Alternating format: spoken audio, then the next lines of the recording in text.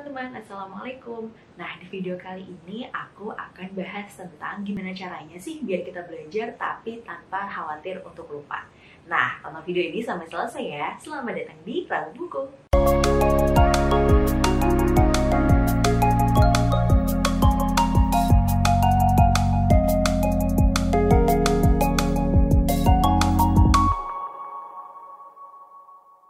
Sebelum ini teman-teman, kita harus sadar, kita harus menerima bahwa lupa itu adalah sesuatu yang normal. Jadi nggak perlu khawatir, nggak perlu menyesali kenapa kita bisa lupa, karena itu sesuatu yang normal terjadi pada diri kita. Nah, tapi karena kita belajar itu kan inginnya, harapannya bisa nempel terus ya apa yang sudah kita pelajari. Bahkan nih, kalau misalnya teman-teman lihat di Forgetting Curve dari Hermann Ebbinghaus ini, nah, kalau lihat di situ, kita bisa lihat bahwa dalam 30 hari sebenarnya memori kita, ingatan kita tentang sesuatu yang sudah kita pelajari itu akan turun sangat drastis sampai ke 20%. Jadi bayangkan ketika misalnya hari ini kita sudah belajar sesuatu yang baru, sebulan kemudian kita tuh cuma ingat 20% dari apa yang sudah kita pelajari hari ini. Terus kalau gitu gimana dong Kak caranya biar kita bisa mengingat terus apa yang sudah kita pelajari? Nah, ada nih caranya adalah dengan the spacing effect, atau kalau bahasa Indonesianya caranya adalah dengan belajar sedikit-sedikit. Nah, ini pasti kebalikannya dari sistem SKS ya, sistem kebut semalam, yang mungkin teman-teman ada yang suka belajarnya udahlah semalam aja sebelum ujian ditumpukin semuanya biar masuk ke otak, biar besok ingat semua gitu. Tapi sebenarnya yang paling efektif adalah kita memanfaatkan the spacing effect ini, atau ada jeda waktu belajarnya dan kita juga punya waktu untuk mengulang-ulang apa yang sudah kita pelajari. Dengan kita mengikuti cara belajar berkala ini, kita sebenarnya memberikan waktu jeda nih ke otak kita untuk menyerap informasi yang sudah kita dapatkan. Nah, sebenarnya nih dengan kita memanfaatkan cara spacing atau cara pembelajaran menjeda ini, kita sebenarnya ngasih waktu nih ke diri kita, terutama ke otak kita, untuk menyerap informasi-informasi baru yang kita pelajari. Kalau teman-teman lihat di grafik ini, nah, jadi kan di sini kita baru belajar sesuatu yang baru nih, misalnya di titik pertama.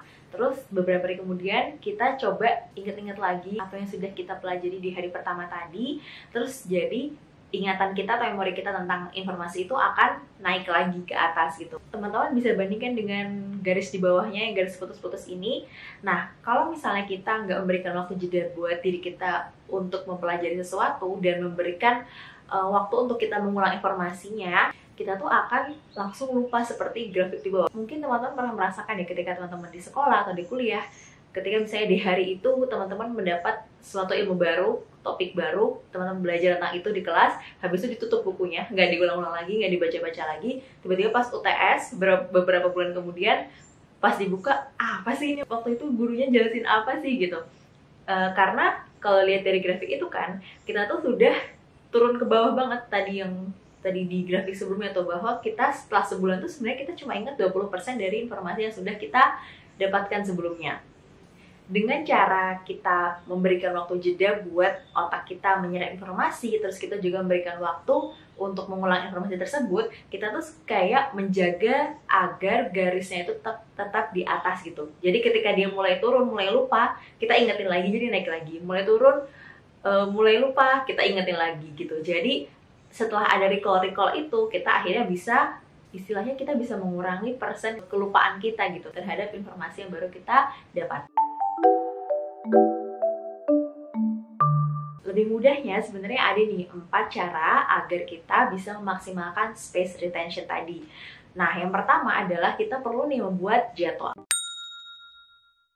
Kita perlu membuat jadwal untuk mereview informasi yang sudah kita dapatkan. Jadi bukan cuma jadwal kita kapan kita mendapatkan informasi tersebut, tapi kita juga perlu menjadwalkan kapan nih kita akan mengulang informasi tersebut. Minimal dengan membaca lagi apa yang sudah kita catat gitu. Teman-teman bisa jadwalkan misalnya apakah 3 hari setelahnya atau seminggu setelahnya. Jadi teman-teman punya waktu tertentu untuk mengulang pengetahuan baru yang teman-teman sudah dapatkan. Nah, kalau misalnya teman-teman sudah punya jadwal rutin, misalnya setelah seminggu atau misalnya setelah sebulan, kalau sebulan mungkin terlalu panjang ya, jadi misalnya seminggu terus misalnya 2 minggu diulang lagi, lalu sebulan gitu. Nah ini juga sebenarnya menjelaskan juga nih kenapa kita butuh ujian gitu di sekolah, karena ujian itu memaksa kita untuk mengulang lagi informasi yang sudah kita dapatkan gitu.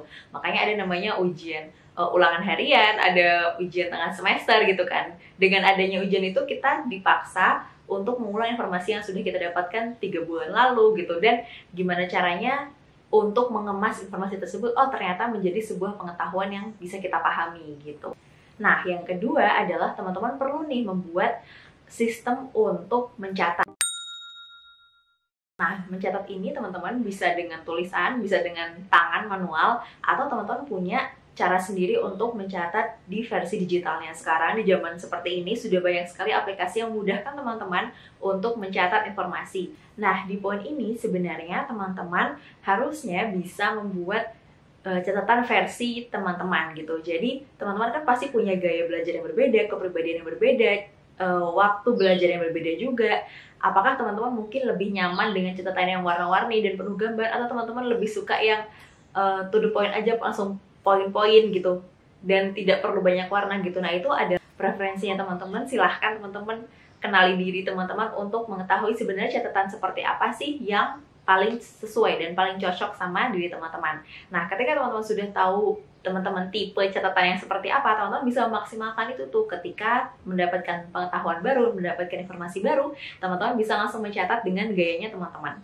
Dengan teman-teman punya catatan ini akan memudahkan juga untuk ke tadi yang jadwal mengulang-ulang informasi tadi. Yang ketiga, teman-teman perlu membuat progress tracking. Nah, di sini teman-teman perlu menyediakan medium khusus untuk teman-teman mencatat progresnya teman-teman. Di sini juga bisa dalam versi manual, teman-teman membuat garis-garis sendiri, atau sebenarnya sekarang udah banyak sekali template progress tracker gitu ya di internet yang bisa teman-teman download secara gratis dan bisa teman-teman gunakan untuk mencatat progresnya teman-teman dalam memahami sebuah pelajaran. Dan yang terakhir, yang keempat adalah durasi yang optimal. Durasi optimal ini sebenarnya seberapa lama sih waktu yang optimal atau waktu yang maksimal buat kita untuk memahami sebuah pelajaran. Nah, kalau teman-teman balik lagi ke grafik yang pertama tadi, Forgetting Curve dari Hermann Ebbinghaus itu, teman-teman bisa lihat bahwa di 20 menit pertama, tingkat lupanya kita tuh akan turun drastis setelah 20 menit pertama kita mempelajari sesuatu.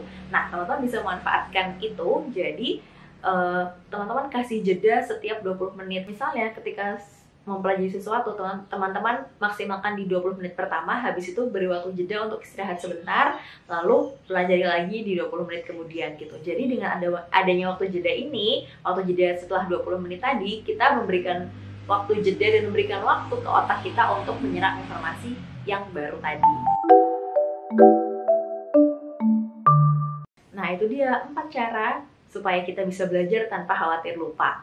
Kalau teman-teman merasa video ini bermanfaat, boleh klik like dan tulis di komentar ya. Terima kasih sudah mendengarkan sampai akhir. Sampai jumpa di Rabu Buku berikutnya. Dadah, assalamualaikum.